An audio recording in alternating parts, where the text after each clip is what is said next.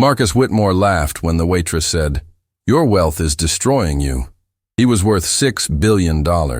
She served coffee for minimum wage, but her next sentence made his blood run cold. Like, comment, and subscribe so we can keep sharing stories like this. The Sterling Crown restaurant occupied the entire top floor of Manhattan's newest skyscraper, where the elite gathered to display their wealth like peacocks, showing their feathers. Crystal chandeliers worth more than most people's homes hung from ceilings painted with gold leaf. Every table overlooked Central Park from a height that made the joggers below look like insects scurrying through their insignificant lives. Marcus Whitmore sat at his usual corner table, surrounded by 4 business associates who laughed at his jokes whether they were funny or not. At 47, Marcus had built a tech empire that made him the 6th richest person in America, with a personal fortune of $6 billion.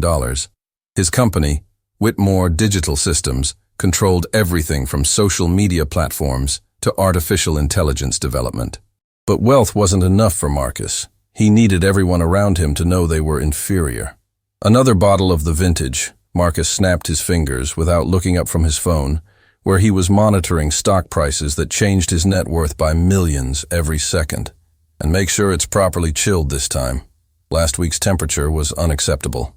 "Right away, sir," a soft voice responded. Elena Torres approached the table carrying a tray that held glasses worth more than her monthly rent.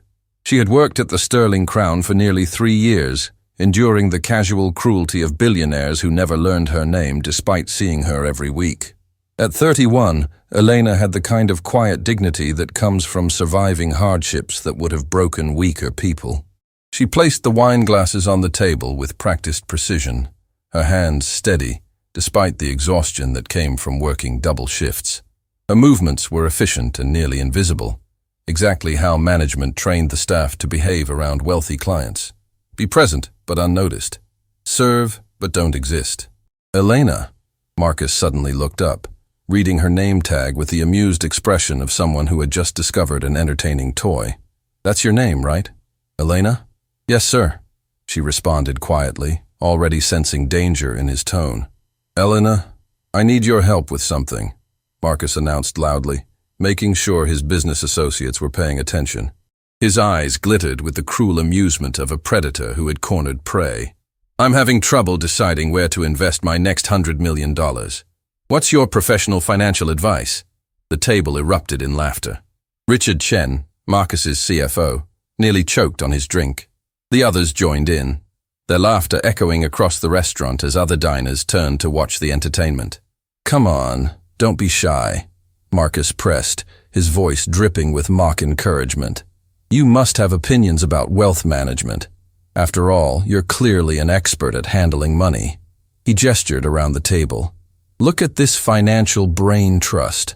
We're literally deciding the future of technology, and here you are, perfectly positioned to advise us." Elena felt heat rising to her cheeks, but she kept her expression neutral. Years of serving entitled customers had taught her to absorb humiliation without showing pain. She began to step back, ready to disappear into the background where staff belonged. No, I'm serious," Marcus insisted, blocking her retreat with an outstretched hand. "I want to hear what someone who works for minimum wage thinks about investment strategy. It'll be educational for all of us. A real perspective from the other 99%. More laughter rippled through the group. Marcus was performing now, feeding off their approval like an actor on stage. "Should I invest in real estate, cryptocurrency? Maybe I should buy another yacht." Marcus continued his performance. "Or perhaps you think I should donate it all to charity? Is that what people like you always say? That we should just give our money away to those who didn't earn it?" Something shifted in Elena's expression. It was subtle, barely noticeable, but Marcus caught it. For just a moment, her eyes held something that looked like pity, mixed with a knowledge that seemed impossible for someone in her position. "You really want my advice, sir?" Elena asked, her voice quiet, but carrying a strange authority that cut through the laughter. "Oh, absolutely." Marcus leaned back in his chair, grinning widely. "Enlighten us with your financial wisdom." Elena set down her tray carefully. When she looked directly at Marcus, there was no anger in her eyes, no resentment. There was something far more unsettling, calm certainty.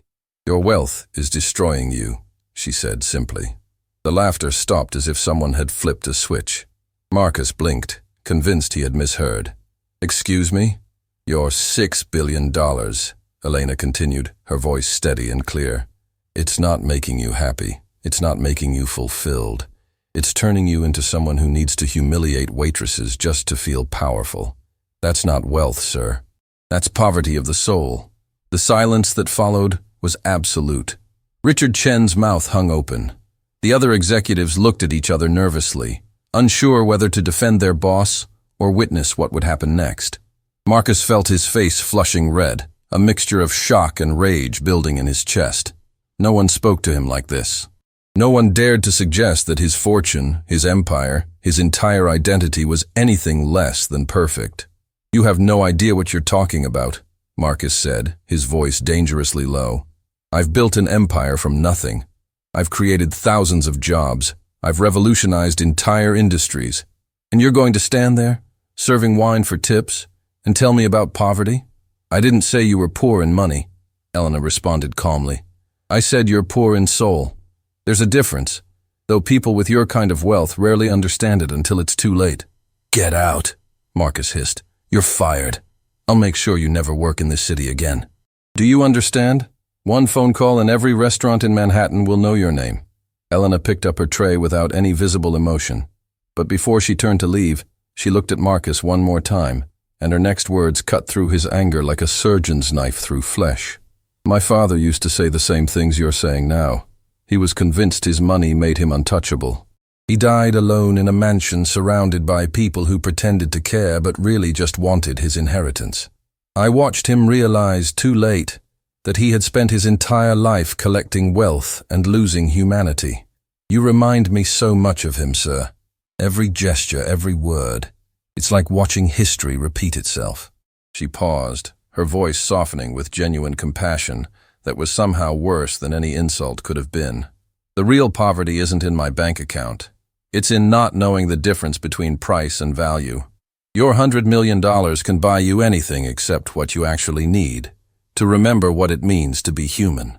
Elena Torres walked away from the table, leaving Marcus Whitmore frozen in his chair, his face pale, his hands trembling slightly. Because somewhere deep inside, beneath decades of accumulated arrogance and carefully constructed superiority, a small voice whispered that this woman who served coffee for minimum wage had just spoken a truth he had been running from his entire life. And that terrified him more than any business rival ever could. Marcus Whitmore didn't sleep that night. He lay in his penthouse bedroom, staring at the ceiling, while Elena Torres's words echoed through his mind like a song he couldn't stop hearing. Your wealth is destroying you. Poverty of the soul. You remind me so much of him. The silk sheets that cost more than most people earned in a month felt suffocating. The temperature-controlled room felt too cold, then too hot. Every time he closed his eyes, he saw Elena's face. Not angry, not resentful, but filled with that unbearable compassion that suggested she understood something about him that he didn't understand about himself. At dawn, Marcus gave up trying to sleep and went to his home office, a space designed by award-winning architects to project power and success. Floor-to-ceiling windows overlooked Manhattan as the city woke up. But for the first time in years, Marcus didn't feel the usual surge of satisfaction from looking down at the empire he commanded. Instead, he found himself thinking about a waitress who had been willing to lose her job just to speak a truth no one else dared to say. Ridiculous, Marcus muttered to himself, opening his laptop. She's nobody. A minimum wage worker with opinions about things she doesn't understand. But his fingers were already typing Elena Torres's name into the search engine before he consciously decided to investigate her. It was just curiosity, he told himself. Professional due diligence. He needed to know who had dared to speak to him that way. The basic information appeared first. Elena Torres, 31 years old, worked at the Sterling Crown for nearly 3 years. Before that, she had worked at 2 other high-end restaurants in Manhattan. Standard employment history for service workers moving between establishments. But something in Marcus's instinct, the same instinct that had made him billions by recognizing patterns others missed, told him there was more to the story. He opened a browser window to the corporate databases his company maintained, Systems that could access information most people didn't realize was available to those with enough money and connections. What he found made him sit back in his chair, his breath catching in his throat. Elena Maria Torres, daughter of Santiago Torres, former CEO of Torres Global Investments. Santiago Torres, who had once been worth $4 billion before his empire collapsed in scandal. Santiago Torres, who had died alone in his mansion 5 years ago while his children were estranged, and his former friends were nowhere to be found. Marcus felt ice water running through his veins. He clicked through article after article, piecing together a story he had never bothered to learn because it hadn't affected his business interests directly. Santiago Torres had built his fortune through aggressive investment strategies and ruthless business practices. He had been known for his arrogance, his cruelty to employees, and his absolute certainty that money made him superior to everyone around him. Sound familiar? A small voice whispered in Marcus's mind. But the real story wasn't Santiago. It was what happened to his family after his death. Marcus found a photograph from a society page, dated over a decade ago. A younger Elena stood next to her father at some charity gala, wearing an elegant gown, diamonds at her throat. The caption identified her as Elena Torres, studying economics at Columbia University, daughter of billionaire Santiago Torres, the daughter of a billionaire, working as a waitress. Marcus's hands trembled as he continued searching. He found articles about the scandal that destroyed Santiago's empire. Fraud, embezzlement, manipulation of markets. When Santiago died, the government had seized nearly everything. His children had been left with nothing except their father's tarnished legacy and the knowledge that their entire childhood had been built on criminal foundations. There were interviews with Elena's older brother, Miguel, who had tried to rebuild the family name through legitimate business, but struggled under the weight of his father's reputation. There were mentions of Elena herself, how she had walked away from the remnants of her family's wealth, refusing to profit from money that had been stolen from innocent people. She chose to be a waitress, Marcus whispered to himself, the realization hitting him like a physical blow. She could have fought for the money, could have hired lawyers, could have claimed some of the assets, but she chose to start over with nothing. His phone buzzed. A text from Richard Chen, his CFO. "What do you want me to do about last night? The restaurant manager is asking for confirmation about firing that server." Marcus stared at the message for a long moment. His fingers hovered over the keyboard, ready to type the confirmation that would end Elena's employment, that would add one more small cruelty to his collection of petty victories. Instead, he found himself typing something different. What was her father's name? The response came quickly. Whose father? The waitress, Elena Torres. Find out everything about her family background. 20 minutes later, Richard called. "Marcus, you're not going to believe this. Elena Torres is Santiago Torres's daughter, the billionaire who died in that scandal years ago. Why is she working as a waitress? She should be exactly like us," Marcus interrupted, the words tasting bitter in his mouth. She should be bitter, angry, fighting for every dollar she thinks she deserves.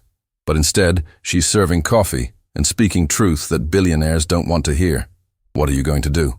Marcus hung up without answering.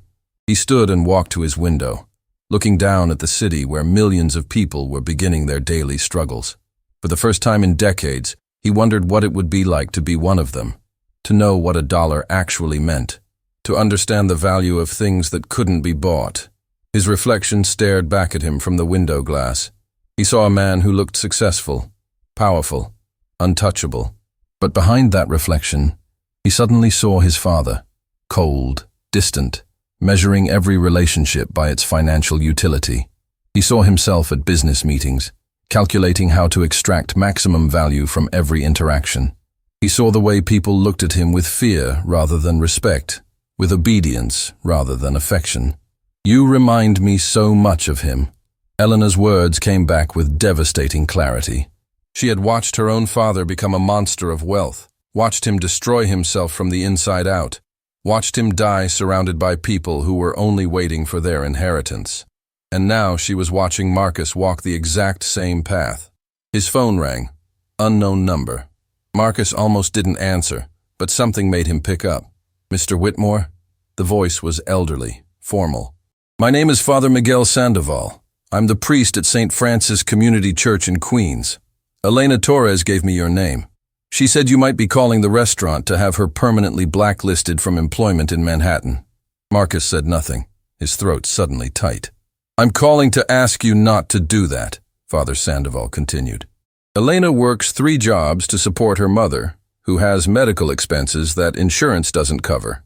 She also volunteers at our community center, teaching financial literacy to families who are struggling with debt. She does this despite having every reason to be bitter about money and the people who have it. Why are you telling me this? Marcus finally managed to ask. Because Elena won't defend herself. She believes what she said to you was true, and she's willing to accept the consequences. But I'm an old man who has seen too many good people destroyed by those with power. So I'm asking you, person to person, not to use your influence to hurt someone who was only trying to help you see something you've been blind to. The line went dead. Father Sandoval had said what he needed to say and hung up, leaving Marcus standing alone with his thoughts. Marcus looked at his reflection again. Behind him, his office was filled with awards, framed magazine covers, symbols of achievement that suddenly looked like monuments to emptiness. He had everything money could buy, and nothing that actually mattered. His phone buzzed again. Another text from Richard. Boss, the restaurant wants an answer. Do we blacklist her or not? Marcus's fingers moved across the screen, but the message he typed surprised even himself. Tell them she keeps her job, and I want her contact information. Are you serious? After what she said to you? Especially because of what she said to me. Marcus sent the message and sat down at his desk. For the first time in his adult life, he didn't know what to do next. He had built an empire by always knowing the right move, the winning strategy, the path to victory. But Elena Torres had exposed something he didn't know how to fix, the possibility that he had been winning the wrong game all along. Outside his window, the sun rose higher over Manhattan. Another day in a city where fortunes were made and lost, where power shifted like sand, where a billionaire could look down from his tower and realize he was the one who was lost. Marcus made a decision. He didn't know if it was the right one, but it was the first truly honest decision he had made in years. He was going to find Elena Torres, and he was going to ask her to teach him what she knew. Not about finance or investment strategies, but about something far more valuable. How to be human again. The St. Francis Community Center in Queens was a world away from Manhattan's glittering towers. Marcus's driver had protested when given the address, warning about parking difficulties and neighborhood safety. Marcus had ignored him, taking the wheel of his own car for the first time in years, feeling strangely nervous as he navigated streets he had never noticed despite living in the same city. The building itself was humble. Weathered brick, a faded sign, windows that had seen better decades. Nothing like the marble and glass temples where Marcus usually conducted his life. He sat in his car for several minutes, watching people enter and exit, families carrying grocery bags, elderly folks moving slowly up the steps, teenagers laughing despite worn shoes and patched jackets. This was Elena's world, the real world that existed beyond his penthouse view. Marcus finally stepped out of his vehicle, immediately aware of how his tailored suit and luxury watch marked him as an outsider. Several people glanced at him with expressions ranging from curiosity to suspicion. He was used to attention, but not this kind. The wariness that comes when wealth invades spaces where it doesn't belong. Inside, the community center buzzed with activity. A food distribution line stretched along one wall. Children did homework at donated tables. At the far end of the room, Marcus spotted her. Elena stood before a group of about 20 adults, using a whiteboard to explain something about budgeting.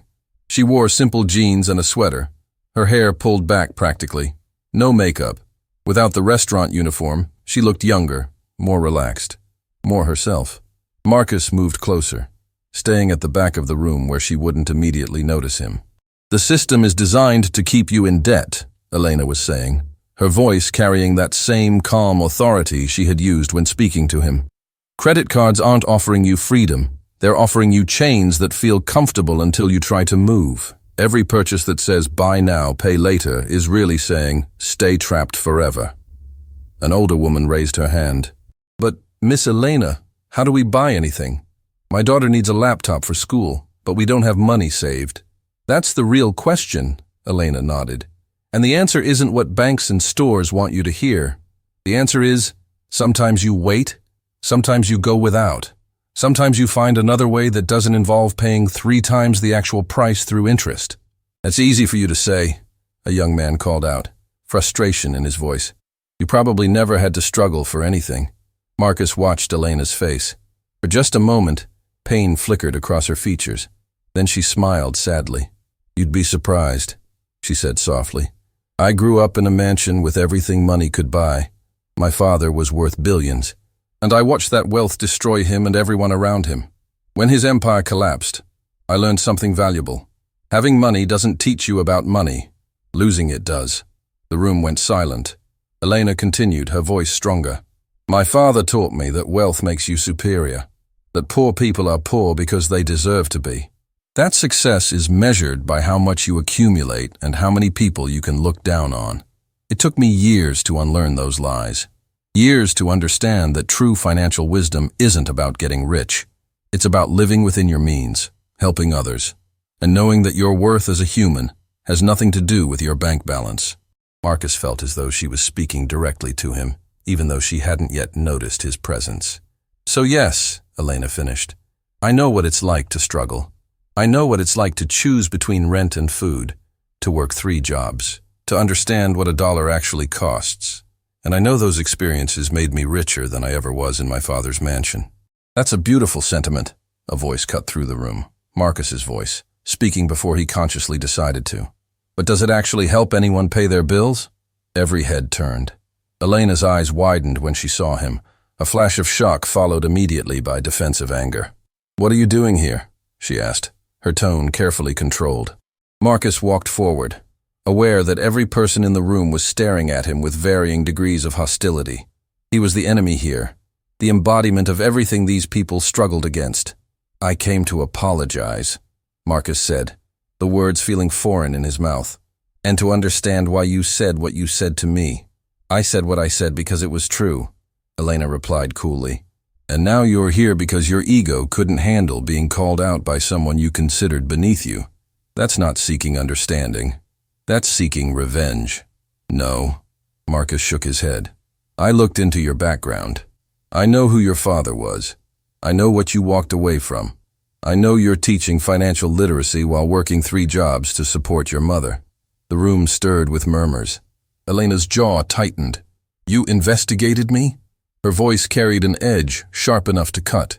You used your money and connections to dig into my private life because a waitress bruised your pride. I needed to know if what you said was true, Marcus insisted. If I really am turning into someone like your father. You are someone like my father, Elena shot back, anger finally breaking through her composure. Do you know what my father would have done if someone challenged him publicly? Exactly what you did. He would have had them fired. He would have used his power to investigate them, to find vulnerabilities, to remind them who had control. The fact that you're here doesn't make you different from him. It makes you exactly the same. The words hit Marcus like physical blows. Around him, people nodded in agreement. An older man near the front spoke up. She's right. Rich people don't come to neighborhoods like this to learn. They come to feel good about themselves, to play at charity for an afternoon before going back to their towers. You want absolution, but you haven't earned it. Then tell me how to earn it, Marcus said, surprising himself with the desperation in his voice. Tell me what I need to do. You can't buy transformation, Elena said quietly, and you can't force people to forgive you just because you showed up asking for it. Real change takes time, humility, and willingness to be uncomfortable. It means sitting with your mistakes instead of trying to fix them immediately. It means accepting that some damage can't be undone. She paused, studying him with those penetrating eyes that seemed to see past every defense he had ever built. My father died believing he was a great man who had been wronged by an unfair system. He never once admitted that maybe, just maybe, the problem was him. He spent his last days surrounded by lawyers fighting over his estate, never understanding that he had sacrificed everything real for everything worthless.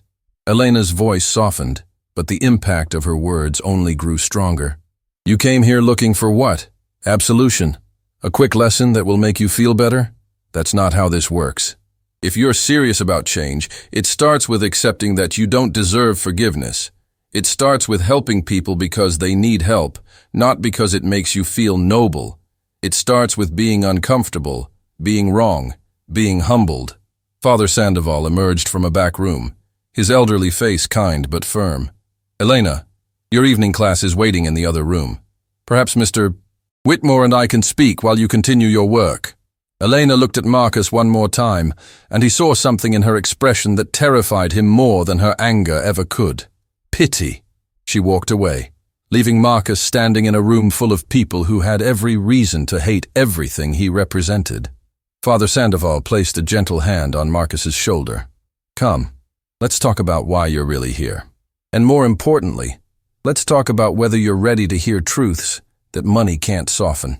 Marcus followed the priest to a small office that smelled of old books and humble lives. Through the thin walls, he could hear Elena's voice resuming her class, teaching people with nothing how to survive in a world designed to keep them down. And for the first time in his 47 years, Marcus Whitmore wondered if he had been on the wrong side all along. Father Sandoval's office was smaller than Marcus's private bathroom. A wooden desk that had seen decades of use, shelves lined with worn books, a single window overlooking an alley where children played despite the cold. The priest poured tea from a chipped pot into mismatched cups, the kind of scene Marcus would have found quaint or pitiable weeks ago. Now it just felt honest. You're angry, Father Sandoval observed, settling into his chair with the careful movements of someone whose body had earned its aches through years of service. Not at Elena. At yourself. I don't know what I am, Marcus admitted, staring at the tea he hadn't touched. I came here thinking I could fix this in one conversation. Write a check, make a donation, prove I'm not the monster she thinks I am. But she's right. Even coming here was about my ego, not about actually changing. Self-awareness is a start, the priest said gently, but it's only a start. The question is, what will you do with that awareness? Most people who achieve it simply add it to their collection of insights and continue living exactly as they did before. Knowing you're wrong and choosing to be different are vastly separate things. Marcus looked up at the priest, this elderly man who had probably never owned anything of significant monetary value, but possessed a calm certainty Marcus had spent billions trying to find. Elena's father, Marcus began, then stopped, unsure how to ask what he needed to know. Did you know him? I knew of him, Father Sandoval replied carefully. I never met Santiago Torres personally, but I knew the destruction he left behind. I counseled several families who lost everything in the collapse of his company. Retirement savings evaporated, college funds disappeared, lives were ruined while Santiago lived in luxury until the very end. The priest's voice held no judgment, only sadness for suffering witnessed. Elena could have walked away completely, Father Sandoval continued. When her father died, and the government seized his assets, there were legal gray areas. Money hidden in offshore accounts, properties in other names. Her older brother Miguel fought to recover what he could, believing the family deserved something. But Elena refused to touch any of it. She said every dollar her father had came from someone else's pain, and she wouldn't build her life on that foundation. That's why she works 3 jobs, Marcus said, the pieces finally connecting. She's supporting her mother completely on her own. Her mother, yes, Victoria Torres. Father Sandoval's expression grew more somber. She suffers from advanced dementia, doesn't recognize Elena most days. The irony is devastating. Victoria spent decades as Santiago's wife, enjoying wealth without questioning its source. Now she has nothing, remembers nothing, and her daughter works herself to exhaustion, caring for someone who can't even say her name. Marcus felt something cracking inside his chest. That's not fair. No, the priest agreed. It isn't. But Elena would tell you that fairness is a luxury. She would tell you that doing what's right has nothing to do with what's fair. She cares for her mother not because Victoria deserves it, but because love doesn't operate on a balance sheet. The words hung in the small office like a challenge. Marcus thought about his own mother, who had died when he was in college. He had been too busy building his empire to visit her in those final months, always promising next week until there were no more weeks. He had sent expensive flowers to her funeral and convinced himself that success was the best way to honor her memory. I haven't visited my mother's grave in 15 years, Marcus heard himself say. I bought her an elaborate headstone, hired someone to maintain it. I thought that was enough, that money could substitute for presents. And now? Father Sandoval asked quietly. Now I realize I've been substituting money for everything real in my life. Relationships, meaning, purpose. I pay people to manage every aspect of my existence so I never have to actually be present for any of it. Marcus stood abruptly, the tea still untouched, and walked to the window. Below, those children were playing a game with a ball that had been patched multiple times. They were laughing, completely absorbed in the moment, finding joy in something that cost nothing. I don't know how to be different, Marcus said, his voice barely above a whisper. I've spent my entire adult life believing that accumulating wealth was the same as achieving worth. Every decision I've made has been about maximizing profit, crushing competition, staying ahead. I don't know who I am without that framework. Then perhaps, Father Sandoval suggested, it's time to discover who you might become. The door opened, and Elena entered carrying a box of donated books. She stopped short when she saw Marcus still there, her expression guarded. Father Sandoval, I can come back, she began. No, stay, the priest said. Mr. Whitmore was just telling me he doesn't know how to change. Perhaps you can help him understand where to start. Elena set down the box, her movements deliberate. She looked at Marcus with those eyes that had haunted him since their first encounter, not cruel, but unflinchingly honest. You want to know where to start? She asked. Start by being useful, not writing checks. Anyone with money can do that. Be physically present and useful.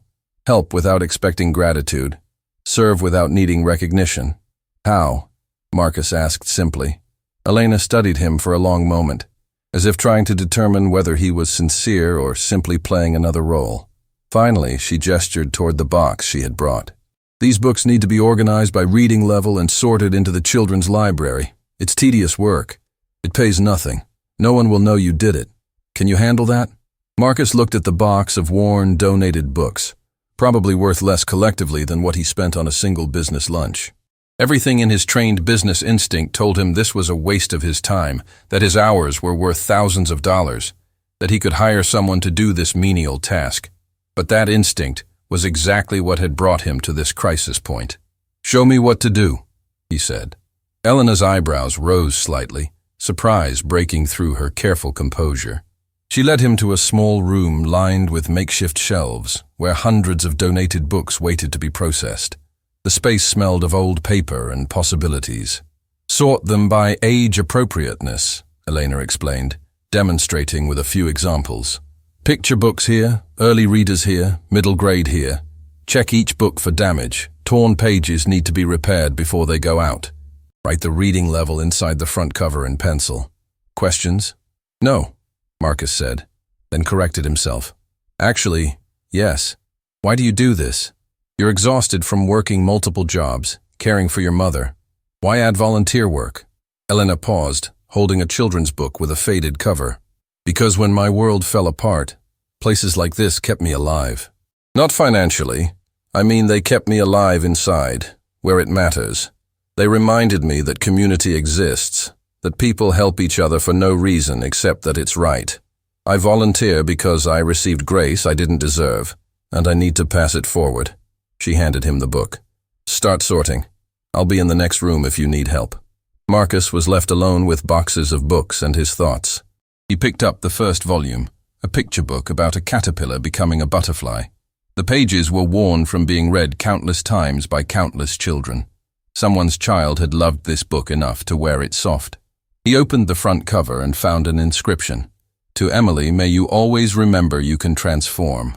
Love, Grandma. Marcus's hands trembled slightly. When was the last time he had touched something that had been loved? Everything in his life was new, pristine, expensive, and utterly soulless. These books, donated because families had outgrown them, carried more genuine value than anything in his penthouse. He began to sort. Hours passed. Marcus lost track of time, something that never happened in his carefully scheduled existence. His back ached from bending over boxes. His fingers were smudged with dust. His expensive suit was creased and inappropriate for the work. And something strange was happening. He was feeling something close to peace. Elena checked on him periodically, her expression gradually shifting from skepticism to something that might have been grudging respect. She said nothing, just observed, and returned to her own work.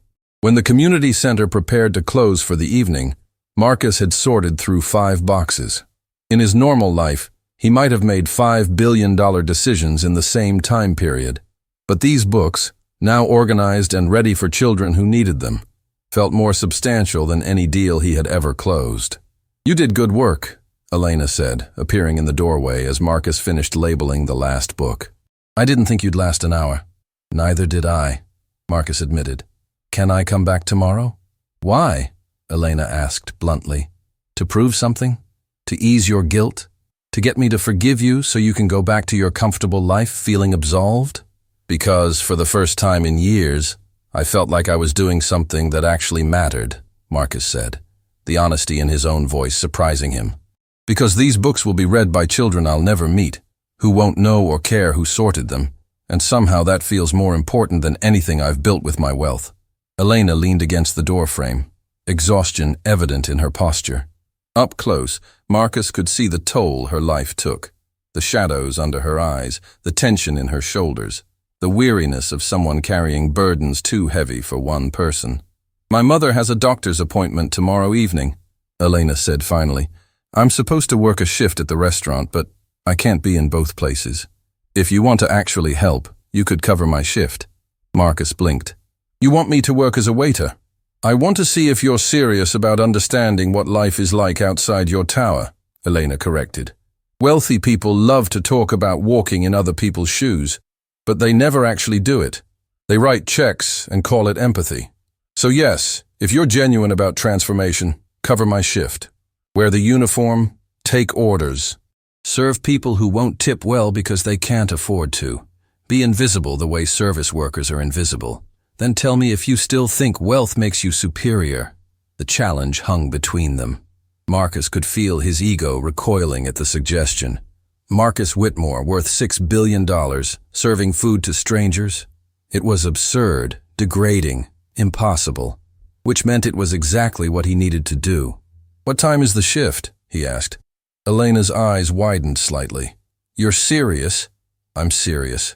"What time?" 5 to midnight. The Sterling Crown, where you humiliated me in front of everyone." Elena's voice carried a sharp edge. "Where your friends gather to laugh at people like me. Can you handle serving them, knowing they'll see you as beneath them the way you saw me?" Marcus felt his stomach clench at the thought. Richard Chen would be there. The other executives he had mocked Elena in front of. They would see him in a server's uniform, and his carefully constructed image of power would shatter. "Yes," he said, though the word felt like jumping off a cliff. "I can handle it." Elena studied him for a long moment, then nodded slowly. "Be there at 4:30 for orientation. Wear comfortable shoes. You'll be on your feet for 7 hours straight." "And Mr. Whitmore?" "Yes." "If you're doing this for attention, for a story you can tell at cocktail parties about how you experienced the other side, don't bother showing up. These people don't need your tourism through their reality. But if you're actually trying to understand what you've been blind to your entire life, then maybe, just maybe, you'll learn something worth more than all your billions." She walked away, leaving Marcus standing in the small library surrounded by books that had been loved enough to wear soft. Father Sandoval appeared, having observed the entire exchange. That was brave. Foolish, perhaps, but brave. "I don't feel brave," Marcus admitted. "I feel terrified." "Good," the priest said with a slight smile. "Fear means you're finally taking this seriously. Comfort is the enemy of growth. The fact that this terrifies you means you're moving in the right direction." Marcus drove home through streets that suddenly looked different. Every person he passed, the delivery driver, the night janitor, the nurse finishing a late shift, existed in a world of struggle he had never tried to see. His penthouse, when he arrived, felt obscenely large. The silence felt like judgment. He opened his laptop and composed an email to his assistant. "Clear my schedule for tomorrow evening. All appointments postponed. Personal matter." Then he did something he hadn't done in years. He searched online for how to be a good waiter and spent hours reading advice columns, training videos, tips from service workers about surviving difficult customers. He was learning a new language, the language of service, humility, and presence without power. It was harder than learning to code, harder than mastering business strategy, harder than any skill his billions had ever bought him, because this learning required something money couldn't purchase, the willingness to be genuinely, uncomfortably small. At dawn, Marcus stood in his closet full of designer suits and realized he had nothing appropriate for what he was about to do. He would have to buy the kind of clothes he had never noticed before. Practical, inexpensive, designed for function rather than status. As he prepared to step into Elena's world, Marcus understood that he was about to experience something that would either break him completely or rebuild him into someone unrecognizable. Either way, there would be no going back to who he had been. The transformation had begun. The staff entrance of the Sterling Crown restaurant was located in an alley Marcus had driven past 1,000 times without noticing. At 4:30 in the afternoon, he stood before a metal door marked "Employees Only," wearing clothes he had purchased that morning from a discount store. Black pants, a plain white shirt, comfortable shoes that cost less than what he usually spent on coffee. His hands trembled as he reached for the door handle. Everything in his body screamed to turn around, to call his driver, to return to the penthouse where he belonged. But Elena's words echoed in his mind. If you're doing this for attention, don't bother showing up. He wasn't doing this for attention. He was doing this because his entire understanding of the world had shattered, and the only way forward was through this door. Inside, the staff area was nothing like the elegant restaurant above. Concrete floors, harsh fluorescent lighting, the smell of industrial cleaning products mixed with food from the kitchen. A bulletin board displayed schedules, health inspection certificates, and a faded poster about workers' rights. This was the machinery behind the illusion of luxury he had enjoyed without thought for years. You must be Marcus. A woman in her 50s approached, clipboard in hand. Her name tag read, Gloria, Manager. Her expression was professional but skeptical. Elena called me, said you'd be covering her shift. I'll be honest, I don't know what game you're playing, but I don't have time for drama. You work or you leave. Understood?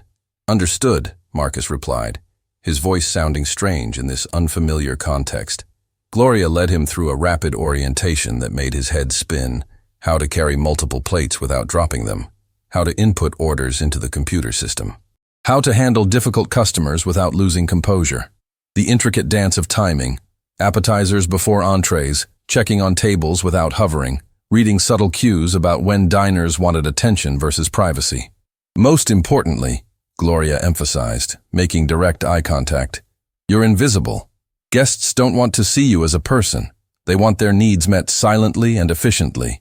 No ego, no opinions, no existence beyond serving. Can you do that?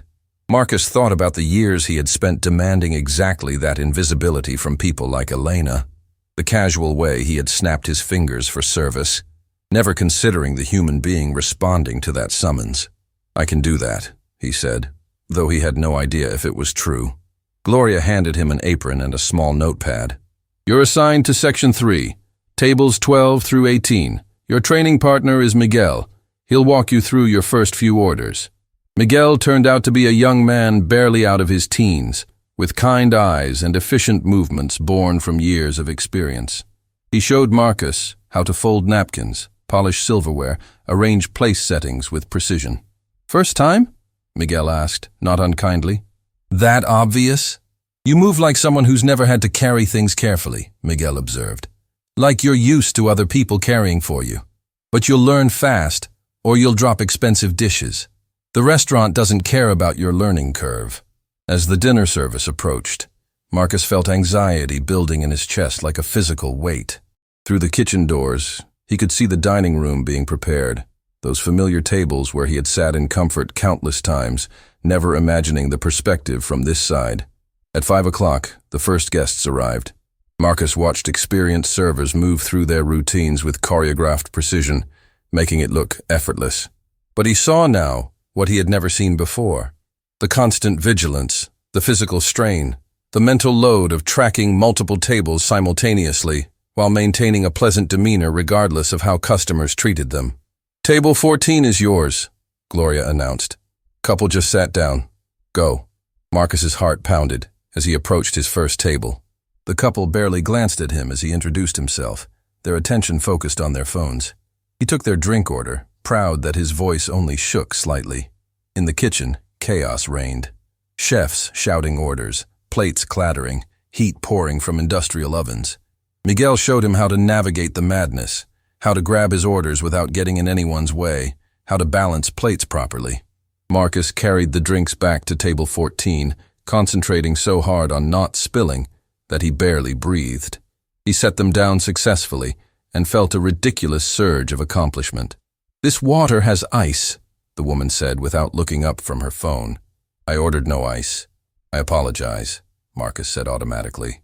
"I'll bring you another right away." Back to the kitchen. New glass. New water. Back to the table.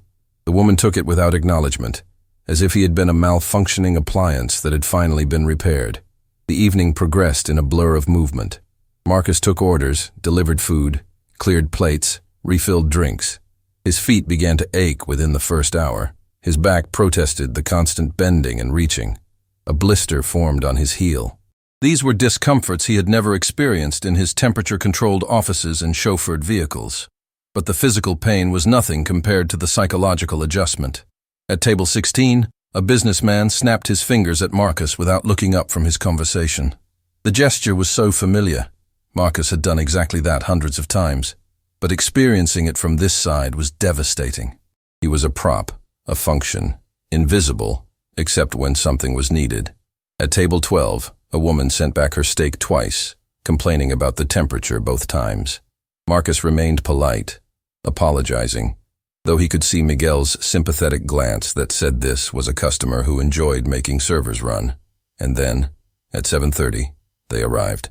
Richard Chen walked into the restaurant with 3 other executives from Marcus's company, the same men who had laughed when Marcus humiliated Elena. They were shown to table 18, Marcus's table. His stomach dropped. His hands went cold. Every instinct screamed to hide, to escape, to avoid this moment of ultimate humiliation. But hiding was the old Marcus. The Marcus who valued image over growth, comfort over truth. The new Marcus, or the Marcus trying to be born, walked to table 18 with his notepad ready. "Good evening, gentlemen," he said, his voice carefully neutral. "Can I start you with drinks?"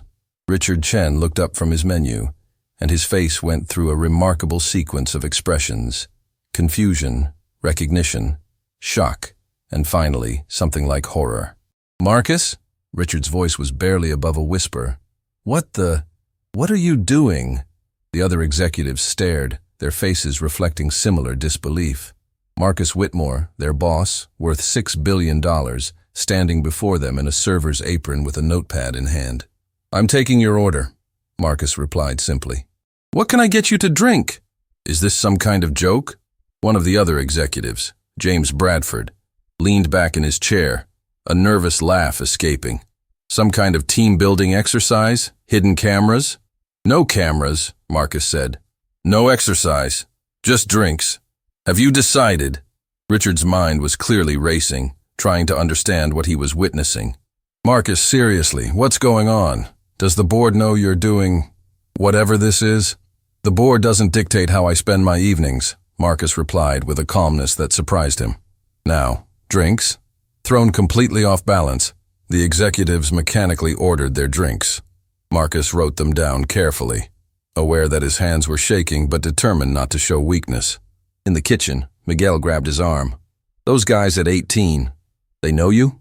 "They work for me," Marcus said. Miguel's eyes widened. "You're their boss? And you're serving them?" "Apparently. Man, that's either the bravest thing I've ever seen or the craziest." Miguel shook his head in disbelief. "Either way, respect." Marcus returned with the drinks, setting them down with care. As he did, he heard fragments of their urgent whispered conversation. Having a breakdown. Should we call someone? Publicity stunt. Lost his mind. Marcus took their food orders, maintaining his professional demeanor, even as he felt their stares like physical pressure. When he walked away, he could hear their conversation exploding in volume, their shock spilling out now that he was gone. The evening continued.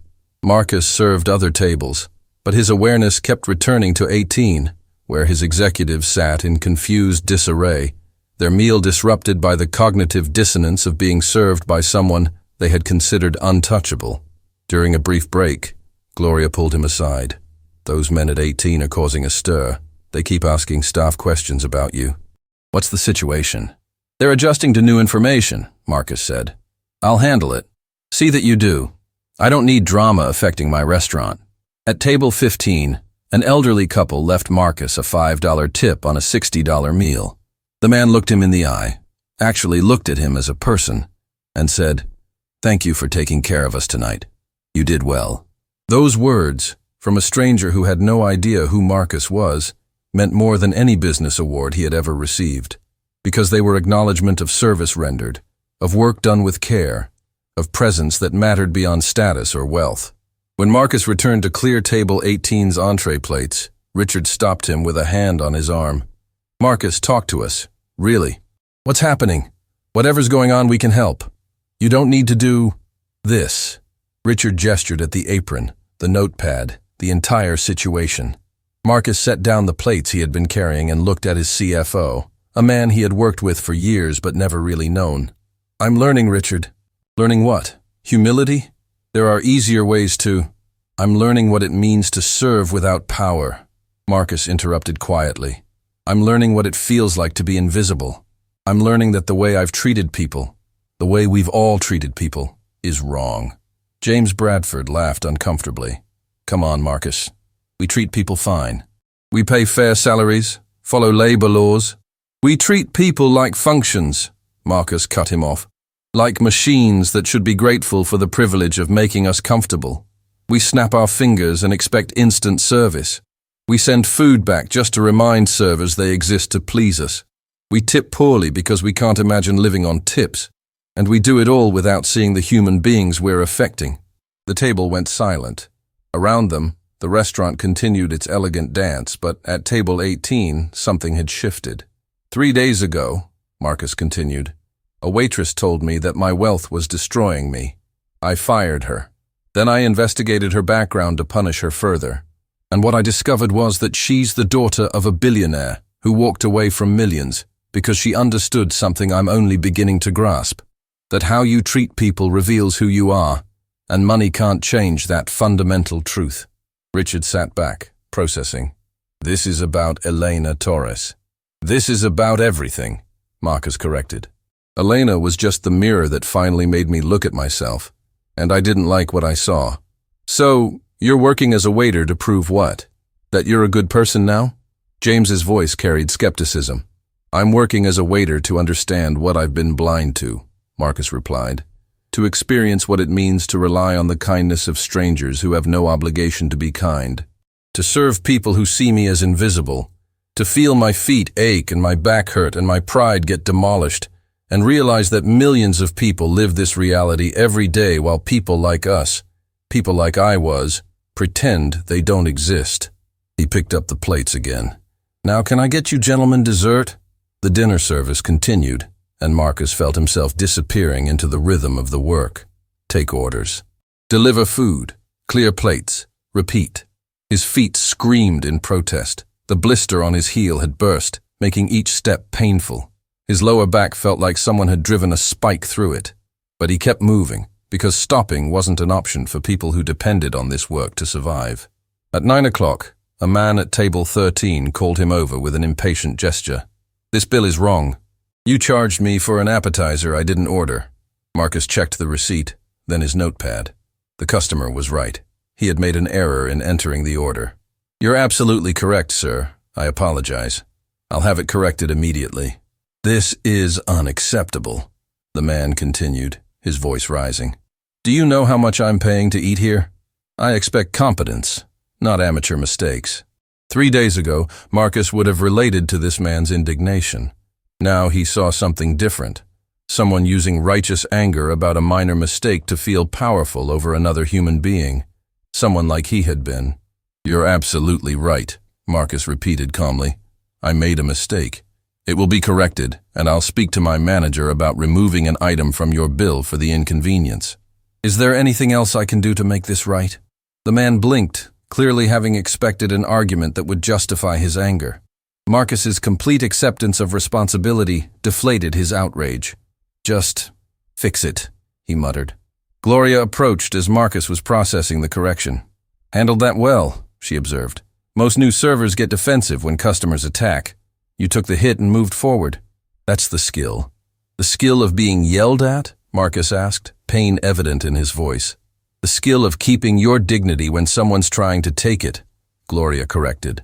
"That's what service work teaches you, that your value as a person isn't determined by how others treat you, that you can choose to remain professional even when people are acting unprofessional. That's a strength most people never develop." Marcus looked at Gloria with new eyes. "How long have you been doing this?" 28 years, she said without hesitation. "Started as a dishwasher, worked my way to manager. Raised 3 kids on this salary, put 2 through college. And before you ask, yes, I know I could have done something else. But I'm good at this work. I take pride in running a tight operation. And I've learned more about human nature in this restaurant than I ever would have in some corporate tower." She walked away, leaving Marcus to contemplate the fact that he had just received wisdom from someone he would have dismissed as irrelevant a week ago. At 10 o'clock, Miguel pulled him aside. "Your friends at table 18 have been whispering all night. They keep staring at you." "What's the real story?" Marcus leaned against the wall, grateful for 30 seconds of rest. "The real story is I've spent my entire life believing that wealth made me better than other people, that success meant having power over others, that treating service workers as invisible was normal and acceptable. And then someone brave enough to risk her job told me the truth, that I was becoming a monster. This," he gestured at his apron, "is me trying to understand what I've been blind to." Miguel studied him carefully. "You're serious. This isn't some rich person's game. It's the most serious thing I've ever done." "Respect," Miguel said simply. "Most people in your position would have just written a check and called it growth. Actually doing the work, that's different." Table 18 finally prepared to leave. Richard Chen approached Marcus as he cleared nearby tables, his expression conflicted. "Marcus, we've been talking," Richard began awkwardly. "We're worried about you. This doesn't seem healthy. Maybe you need some time off, a vacation, professional help." "What I need," Marcus interrupted gently, "is to learn what you're going to learn now." "Learn what?" "How to leave a tip for someone who served you well." Marcus met Richard's eyes. "Not the standard 15% you calculate automatically. A tip that actually acknowledges the human being who spent hours making sure your evening was comfortable. A tip that recognizes that this person has bills, responsibilities, dreams, that they matter beyond their function." Richard's face flushed. "Are you seriously giving me a lecture about tipping?" "I'm giving you an opportunity to choose differently than we've chosen before," Marcus replied. "To see someone you might have ignored and recognize their worth. That's all." He walked away, leaving Richard standing awkwardly by the table. Marcus didn't see how much they left, but he saw Miguel check the table later and give him a surprise thumbs up. Whatever amount it was more than they usually left. At 11:30, as the final tables were being cleared, Marcus felt exhaustion in every cell of his body. His feet had gone beyond pain into numbness. His hands ached from carrying plates. His face hurt from maintaining a pleasant expression for 7 hours straight. And yet, beneath the physical suffering, he felt something he hadn't experienced in years. He felt useful in a way that mattered. "You survived," Gloria announced, appearing with the staff's share of tips for the evening. She handed Marcus an envelope. "Your portion comes to $87. Not bad for your first night." Marcus looked at the envelope containing less money than he spent on a single tie. This represented 7 hours of work, physical pain, mental strain, and constant service. For some of the staff here, this was how they survived. "Gloria," he said quietly, "what do you make annually managing this restaurant?" She raised an eyebrow. "That's a personal question. I'm asking because I want to understand the economics of what I just experienced." Gloria considered, then shrugged. "Base salary is $48,000. With bonuses for performance, I might hit 55 in a good year. I've been here 12 years. I'm the highest paid non-executive employee." Marcus did the mental calculation. Gloria made in a year what he made in approximately 4 hours of passive income from his investments. She had been working at this level of expertise for 12 years, managing dozens of employees, ensuring customer satisfaction, solving constant problems, and earned less than he spent on his car payment. "That's not right," he said aloud. "No," Gloria agreed calmly. "It's not. But it's reality for millions of people. We do essential work. We do it well. We do it with dignity. And we accept that the economy values us far less than it values people like you." Before Marcus could respond, the staff entrance door opened. Elena walked in, still wearing the clothes she had worn to her mother's doctor appointment. She looked exhausted, emotionally drained in a way that went beyond physical tiredness. Her eyes were red, suggesting she had been crying. She stopped short when she saw Marcus still there, still in his apron, clearly having completed the full shift.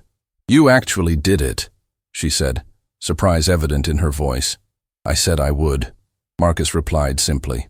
Elena looked at Gloria. "How was he?" "Made mistakes," Gloria said honestly. "Dropped one plate, entered 3 orders wrong, moved too slow during the rush, but he kept trying, stayed professional when customers were difficult, didn't quit when it got hard. For a first night, he did adequate work." The word adequate might have been the finest compliment Marcus had ever received. Elena approached slowly, studying him as if seeing something she hadn't expected. "Your feet are bleeding," she observed, looking down at where blood had seeped through his shoe. "Blister burst around hour 5, Marcus acknowledged. "Didn't want to stop." "That's foolish. You could get an infection." "Probably. But people work through worse every day because they can't afford to stop." "I wanted to understand what that feels like." Elena's expression softened slightly, though caution remained in her eyes. "Mr. Whitmore, finishing one shift doesn't erase years of how you treated people. It doesn't undo the damage. It doesn't automatically make you a good person." "I know," Marcus said. "This isn't about redemption. It's about education, about finally opening my eyes to what I've been refusing to see. And now that your eyes are open, what will you do with that knowledge?" Marcus had been thinking about this question all evening. As he served tables, cleared plates, endured dismissive treatment from customers who saw him as invisible, he had been formulating an answer. "I'm going to change how my company operates," he said. "Every employee, from executives to cleaning staff, will earn a living wage at minimum, health insurance that actually covers medical needs, profit sharing that rewards everyone who contributes, not just shareholders. Mandatory vacation time, respect built into every policy." "Words are easy," Elena challenged. "Rich people love making promises that make them feel noble." "Then hold me accountable," Marcus responded. "Work with me. Join my company not as an employee, but as a partner. Help me build systems that actually treat people with dignity. Challenge me every time I slip back into old patterns. Be the voice that keeps me honest." Elena laughed, but there was no humor in it. "You want me to work for you? After everything?" "Not for me. With me. As an equal who has the authority to call out when I'm wrong and the power to implement changes I wouldn't see on my own. I'm offering you a position as Chief Human Dignity Officer, a title I'm creating specifically for this purpose. You'll earn more than most of my executives. You'll have veto power over policies that affect employee well-being. You'll transform my company from the inside, and I'll give you every resource to do it." The staff area had gone silent. Everyone was listening to this surreal conversation between a billionaire in a server's apron and a waitress who was being offered power most people couldn't imagine. "Why would I trust you?" Elena asked, her voice breaking slightly.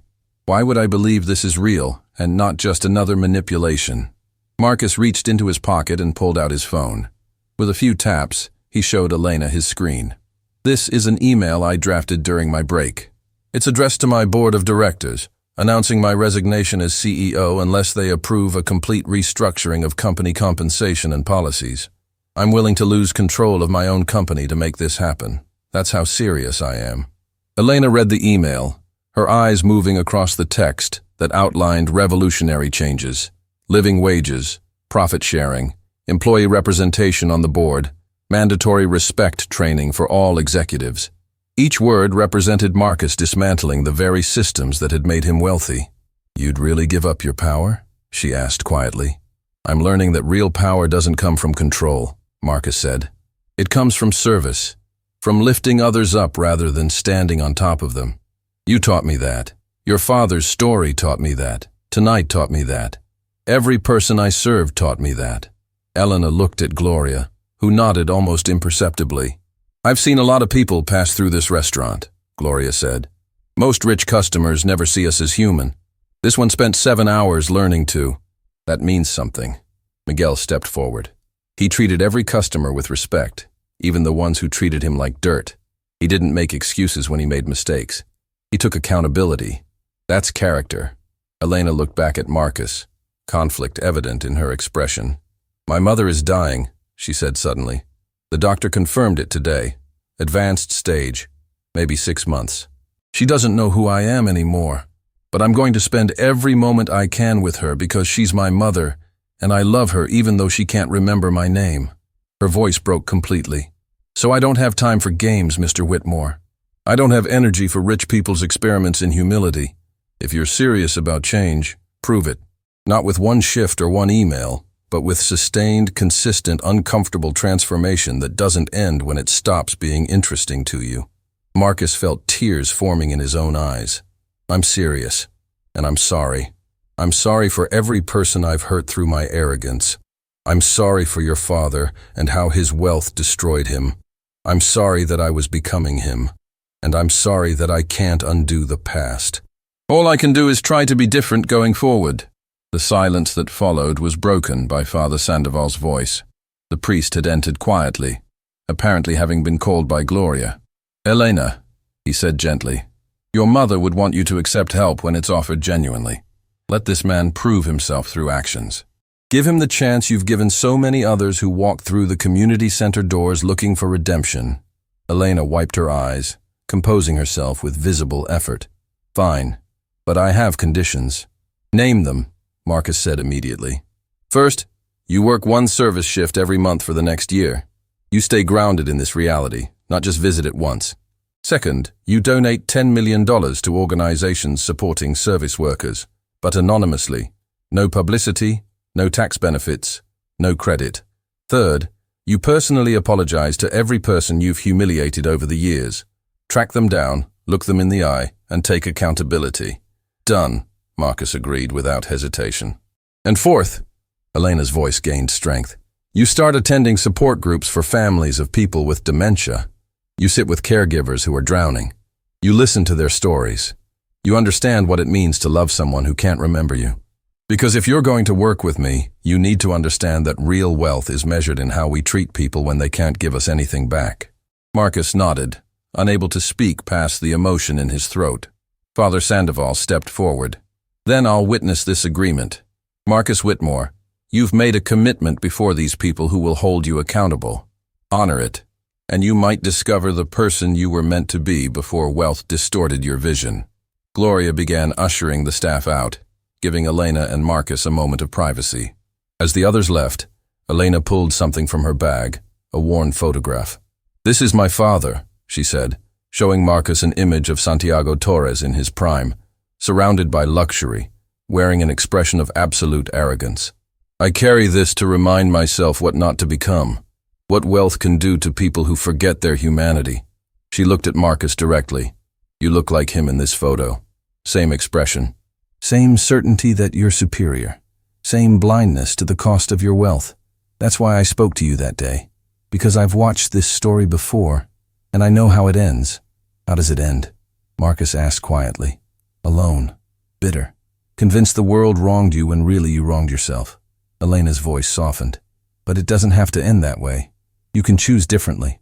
My father never did, but you still can. Marcus looked at the photograph of Santiago Torres and saw his own reflection. But he also saw something else. A path not yet taken, a future not yet written, a person not yet beyond redemption. I choose differently, he said. Starting now. Starting with honoring every promise I just made. Starting with learning from you how to be human before being wealthy. Elena extended her hand, not to a billionaire, but to another person trying to find their way through life's complexities. Marcus shook it, and in that gesture, something fundamental shifted. Not a fairy tale ending where everything was fixed, but a beginning where growth became possible. As Marcus walked out of the Sterling Crown at midnight, his feet bleeding, his body exhausted, his ego demolished, He felt something he hadn't experienced in decades. Hope. Not hope for greater wealth or more success. Hope that maybe, just maybe, he could become someone whose life meant something beyond accumulation. Someone who elevated others instead of standing on them. Someone worthy of the second chance he'd been given. He looked back at the restaurant one more time. Elena stood in the doorway, watching him leave. She didn't smile, but she nodded once. Acknowledgement, not forgiveness, that would take time, but acknowledgement that he had taken the first real step. 6 months later, Whitmore Digital Systems would be unrecognizable. Employee salaries would triple at the lowest levels. Profit sharing would redistribute wealth throughout the company. And Marcus would still be working 1 shift a month at the Sterling Crown, maintaining his connection to the reality most people lived.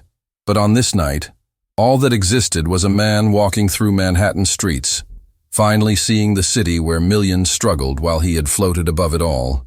Finally understanding that the greatest poverty isn't in the wallet but in the soul.